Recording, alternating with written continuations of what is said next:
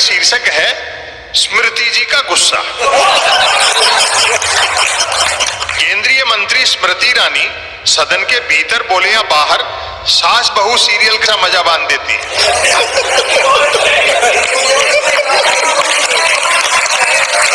स्मृति ईरानी के भाषण सुनने लायक नहीं, देखने लायक होते हैं। तनाव मुक्ति के लिए खुलकर हंसना चाहते हैं तो स्मृति ईरानी को भाषण देते हुए सिर्फ देखें। हाल ही में मणिपुर में अपनी सरकार की घोर विफलता के बचाव में संसद में दिए गए मंत्री महोदया के आवेश भरे भाषण के सामने प्लास्टिक स्टिकर से वाले काले केसरिया हनुमान भी मुस्कुराते हुए लगे। रंग जमना ही है। अभिनय का ए नहीं जानने वाले राजनीति में आकर शानदार अभिनय कर लेते हैं। स्मृति ईरानी तो सीधे अभिनय क्षेत्र से आई है। जैसे फिल्म को फ्लॉप होने से बचाने के लिए उसमें आइटम डाले जाते हैं, वैसे ही किसी मुद्दे घिर जाने पर मोदी सरकार स्मृति ईरानी को उतारती है।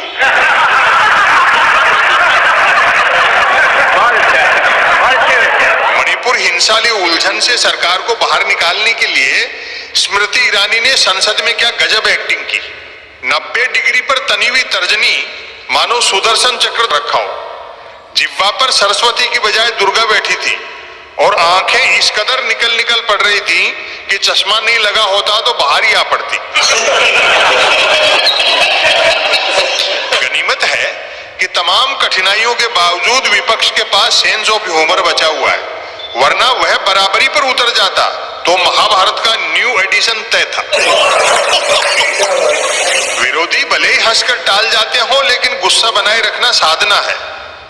खान पान का बड़ा ध्यान रखना पड़ता है कि भूल से भी कोई ऐसी वैसी चीज न खा पी बैठे जिससे गुस्सा होने में आलस्य आने लगे। हर समय ऐसे चेहरे आंखों के सामने रखने पड़ते हैं जिन्हें देखते ही गुस्सा फूट पड़े।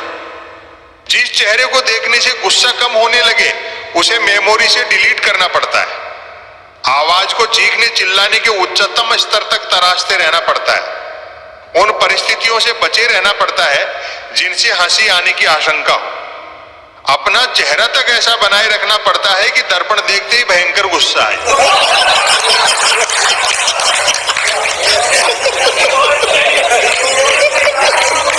सकारात्मक खबर यह भी सुनने में आ रही है कि स्मृति ईरानी का गुस्सा थेरेपी का काम करने लगा है। जो पति देर रात झूमते झामते लौटते थे और पत्नी के बनाए भोजन में मीन मेख निकालते थे, पत्नी द्वारा स्मृति ईरानी के भाषणों वाले वीडियो दिखाने के बाद वे न सिर्फ सूर्यास्त से पहले नीची गर्दन किए घर में घुसते हैं, बल्कि पत्नी से ये और पूछते हैं कि आज कौन सी सब्जी बनाऊं। कई गृहिणियां तो यह तक करने लगी हैं कि बिना लड़े झगड़े पति को उचित मैसेज देने के लिए तेज आवाज में YouTube पर स्मृति ईरानी के भाषण की क्लिप चालू कर देती। कैबिनेट की मीटिंग में जैसे ही स्मृति ईरानी एंट्री लेती होंगी, रक्षा मंत्री राजनाथ सिंह वहां बैठे अन्य मंत्रियों से जरूर धीमे से कहते होंगे, चुप होकर सीधे बैठ जाओ, स्मृति ईरानी जी आ रही है।